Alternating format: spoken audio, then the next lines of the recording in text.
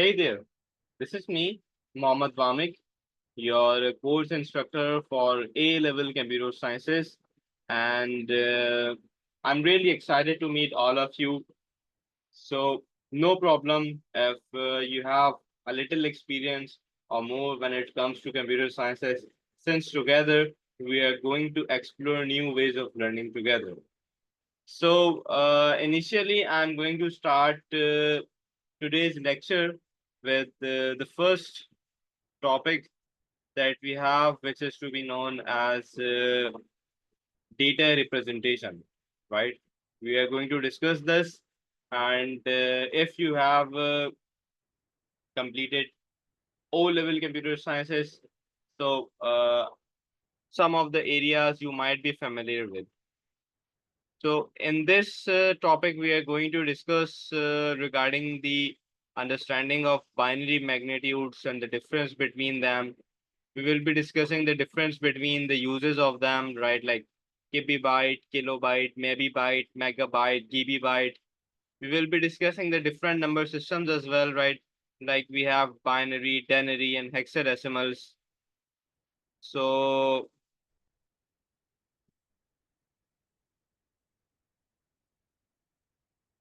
So before starting this chapter, the name of the chapter basically is to be known as data representation.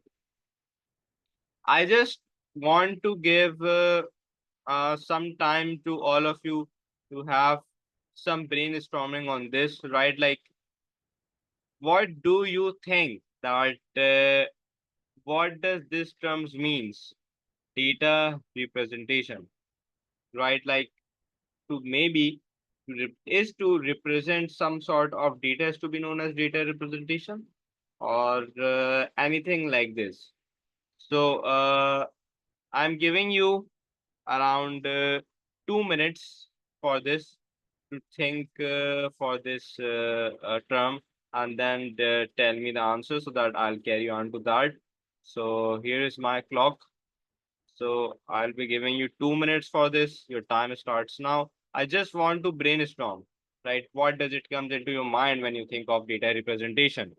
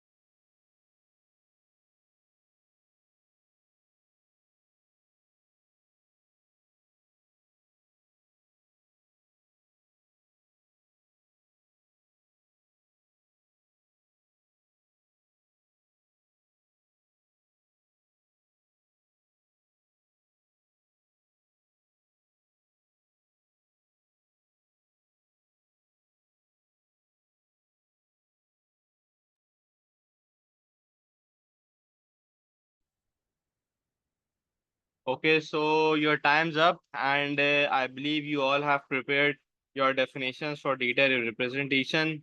So you can share those definitions to me right into the MS Teams. So let me explain it to you that what does it means by the data representation. So data representation is basically refers to the form in which your data is stored, processed, and transmitted. Right here, you need to think of the three words that I have taken right into the account. The first, the first one is the data that can be stored, the data that can be processed, the data that can be transmitted. So data representation is when you know that how your data is going to be stored. By storing, it means like let's take an example. Like for example, if an email is being sent from user A to user B. So perhaps what really happens is that first of all you generate an email, and then that email is basically stored onto the drive of that email. And if you have sent it, that means that you have the email is being transmitted from one place to another, from A area to B area, and at the same time within this sending and receiving, this is being processed as well. So this basically means that whatever the data was in your email was stored, was processed, and transmitted. So the same is the definition of your data representation as well. A data representation refers to the form in which your data is stored, where it is being stored, and how it is being processed. That means that even if it is being sent from A to B and being transmitted as well. So I can also say that devices, like for example, I have smartphones, I have iPads, I have computers. They basically store data into a digital form. And by digital form, I mean to say that they only store the data in binary form. Like why binary form? Because that is only the language of the machines, only the language of the computers that can be handled by electronic circuits. And if it's electronic circuit, that means that I am referring to one zeros, that is to be known as a binary. So data is represented in terms of binary when I am working in terms of devices, right? For example, I have smartphones, I have iPads, I have computers. Every device that takes the help of electronic circuits take the help of data to be processed into a digital form. So I can rather say that data is being represented into this form, right? So if I make it simple and clear again, so data representation basically means you are storing, you are processing, and you are transmitting the data from one place to another. Similarly, if I say that if you have different devices and those devices are handling data from one place to another, that means that they are using binary because that is the language of the machines. Now, moving on, the question is that why different systems use binary? What is the reason for that? I need proper answers. I need evidence answers for that. And for this question, I will be giving you again 2 minutes to brainstorm, to think for the reasons that why do you think, what is the reason? Why not the computers understand English? Why not the computer understands any other language? Why only binary? What is the reason? So your time starts now.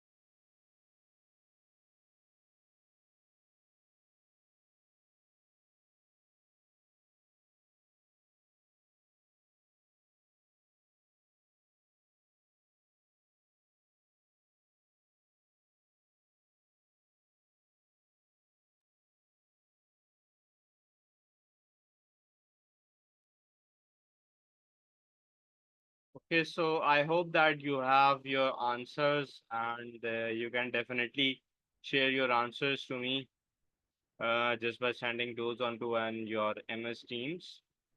So other than that, the reason that why different systems use only binary, first of all, the reason is basically the origin of that. Origin basically means like from where it is originated or from where it is created.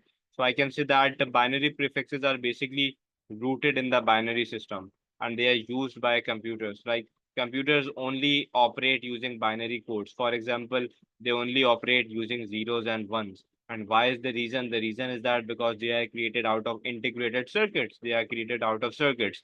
You need to think of it like, for example, if it is a circuit, it only has two options, right? Like either if you have a circuit, you only have two options associated with that. You can either turn it on or you can either turn it off. So similarly, if it is a computer system, it is basically created out of circuits. And if it is created out of circuits, that means that it only follows the language of zeros and ones. That means on and offs. So basically, the origin is that I have the binary prefix that are rooted in the binary system. They are used by the computers, and computers are being operated by using this binary code of zeros and ones. Other than that, some other reasons are the alignment with the memory architecture, right? Like memory address and sizes in computers are often designed with the power of 2. Now, I'm going to discuss this memory architecture. Now, when it comes to an memory architecture, there are two types of that. One type is a binary memory architecture, and the second type is a decimal architecture. And computers are designed to work in powers of 2, right? Like computers are designed to work with binary numbers, but binary makes it a lot of larger size. So it creates difficulty for us to understand. So this is the reason that we take the help of a decimal measurement system.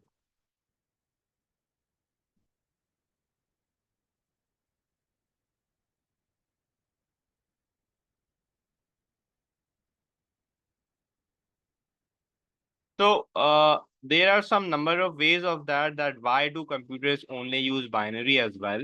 And one of the reason is that communication is more reliable in binary than any other systems as well.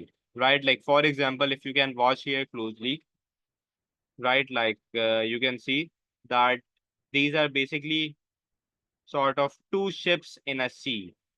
The one on the right hand is basically says hello, hey, I'm right here, and the one on this side basically says hello, I'm right here. But the problem is that both of them are not able to communicate with each other because as the boat moves away, the signal fades and the message changes.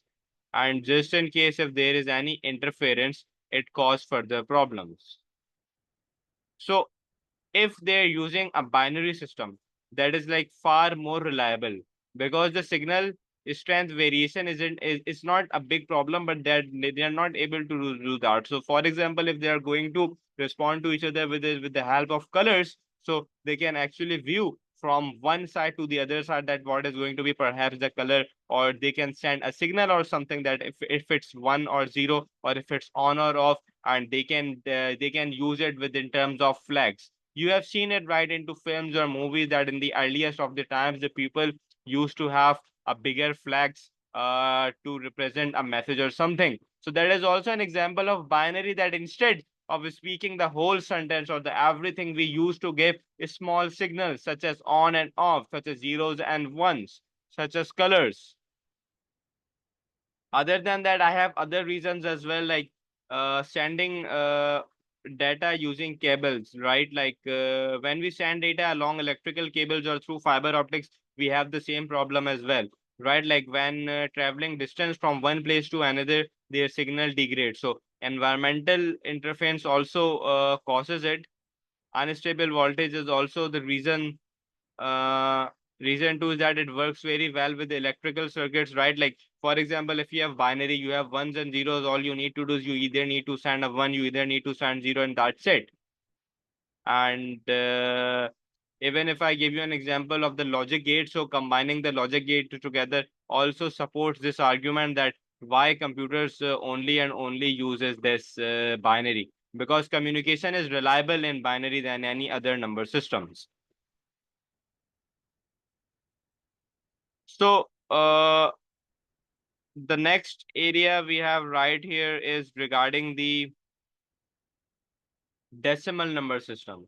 That why do you think that we should be using a decimal prefix, right? Like first of all, I discussed with you that why should we use a binary number. A binary number is something that is not understandable by humans, it is only understandable by machines. So why we use a decimal prefix? So the answer is also right here, that uh, we use decimal prefixes again because they are mostly based on human interface. They can be used in our everyday life and they can be used in human centric measurements. Like the system is based on the power of 10. I'm going to explain it into our number system, but I'm just explaining you the difference between the binary prefix and the decimal prefix, right? Like when I was talking in terms of a binary, it was supposed to be in larger numbers. It was only one zeros. It was not understandable by me. But hence, I need to use the decimal prefix. And why is that? Because it is mostly based upon on our everyday life. It is easier for humans to understand. So that it has basically aligned with everyday needs. It has aligned us with the basic needs of the humans. It has also aligned with the marketing and the user interface as well, right? Like decimal prefixes are more intuitive for consumers and they are also used in marketing materials, right? Like it is easier for humans to understand. This is why we use a decimal prefix. Now, there is a question as well that is going to help you to understanding the difference between a binary and decimal prefix. Is that right? Like, why do you think a 500 GB hardware shows less space on your computer? So, have you ever gone through this thing, right? Like, for example, if you have just installed a new hard drive into your computer, so it was supposed to be 500 GB of the hard drive, but it is showing you the space something like 487 or 490. So what could be the possible reasons of that? Can you please brainstorm on this? That why do you think like it is supposed to show you the 500 GB of hard drive, but it is not showing you the accurate results? Why is that?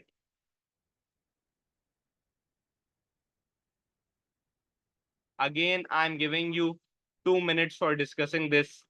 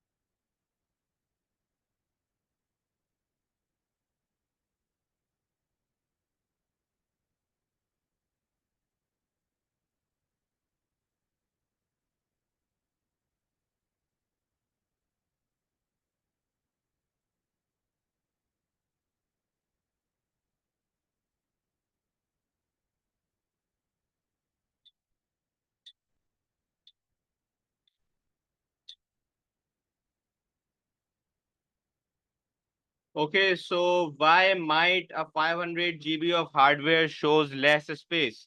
Let's check the answers. The answer is that the computer basically use a binary prefix. So 500 GB might be displayed less due to the conversion, and the conversion that is being showed to me, that is understandable to me, is in denary, right? Like 500 GB. This is basically a conversion of a denary. For example, we talk in our everyday life. For example, sir's lecture is of 100 MB. Sir, Sir Mamik prepared a series of lectures and it consists of 1 GB. Now, when we are communicating with each other in everyday life, that means that this formula is a denary. So basically, why would a 500 GB of hardware shows less space available on your computer? So it's mostly like when you are visualizing that, it is basically converting the binary variant into the denary version so that it is understandable to you. So this is why this is the conversion difference.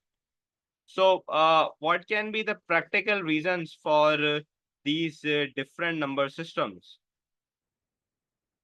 Practical reasons, I mean, like why do you think that we should be having this binary or denary? So I can say that I do have these prefixes, but these prefixes are right here because of their efficiency. Because if I have a binary prefix that is like KIB, MIB, GIB, it aligns more efficiently with the way of the computer memory, with the way of the computer storage. Why is that? What is the reason? Because it is the language of your computer system.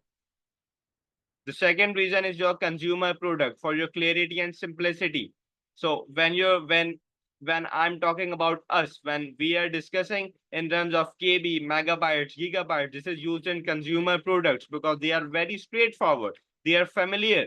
For example, you went to the shop and you asked that, sir, I need a USB of 7 GB. I need a USB of 15 GB. That means we are familiar with that. So these are basically practical reasons that why there is a need for that.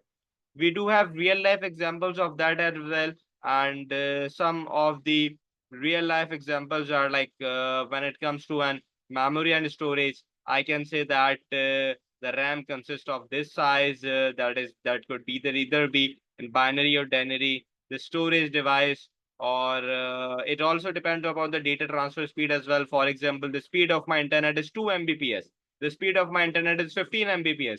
What is this language? This is a decimal prefix. File size and system reporting. File size is also calculated in denary, being shown to me in denary. For computer, it is binary. For softwares and applications as well, binary prefixes are used for memory allocations and data structures to match it.